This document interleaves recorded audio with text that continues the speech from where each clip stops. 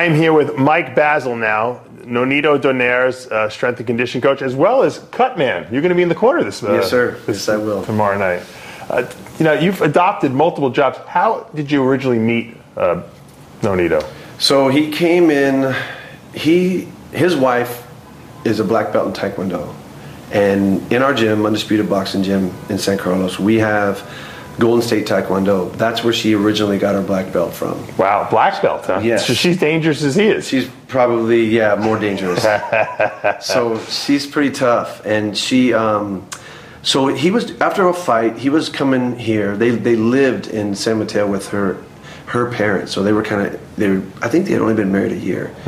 So and she was looking for a ring to do an interview in a backdrop. It was like a setting. Right. So she knew that Brian's gym, she's like, well, I think Brian's gym has a ring. Let me call Golden State. So that's what happened. They came there and did an interview. It was supposed to be, me and Brian waited, all day. It was supposed to be like, an hour.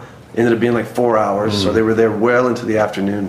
So after that, we started talking. He was, he introduced himself to all of us. And, we were talking about, Pacquiao had just beaten De La Hoya. So that was a big thing because he had went to that 147. It was the biggest weight he was in, and that was the toughest guy at the high weight. And so Nonito was like, I want to do that. It's my goal. To move up in weight. Right. And he knew that you were training people. And he just said, I've never done any. I said, well, what kind of strength stuff do you do? What do you do now? And he goes, I don't do anything. I'm just old school boxing. I hit the bags, I shadow box, I spar, I run. And I do it every day, and I do it as hard as I can every day.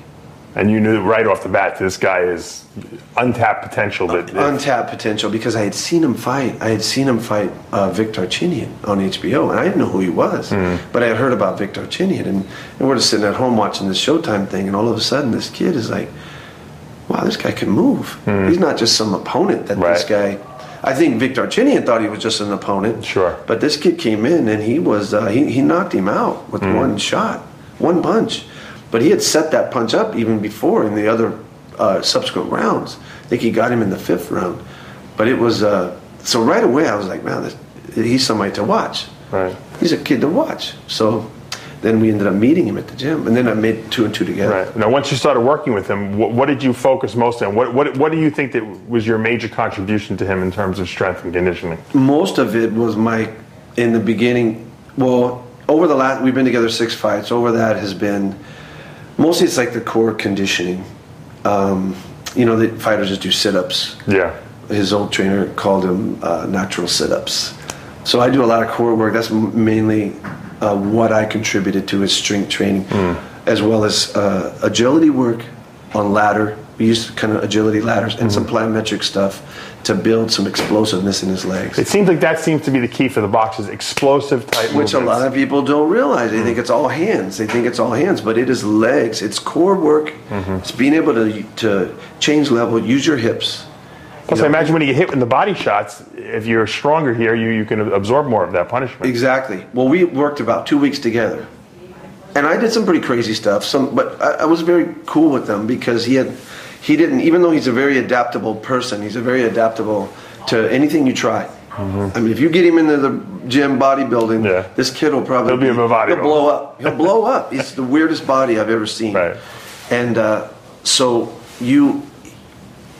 2 weeks into the training, mainly focused on abs, plyometric, some jumping drills for explosiveness and some agility work. Things that would transition into the ring. He goes, Baz, I shadow boxing. And he's going, Baz, I get it. And I go, what are you talking about? And he goes, I get it. I get what we've been doing. I totally get it. Every move I make, everything I do, I'm using my center. I'm using my abs, my center. But for the very first time, I'm aware of that. And then when he would spar, he would be able to take blows, absorb it, not feeling it the way he felt body punches before. Right. I mean, a well-placed body shot will hurt anyone. Sure. But these fighters train themselves to not show that, right?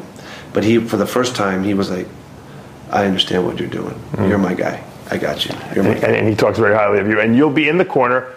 Yes. cut man. Yes, hopefully you're the jack of all trades. We don't want you to fix any cuts Saturday night. I don't want that job. Do you like working in the corner? Do you actually like being there with him?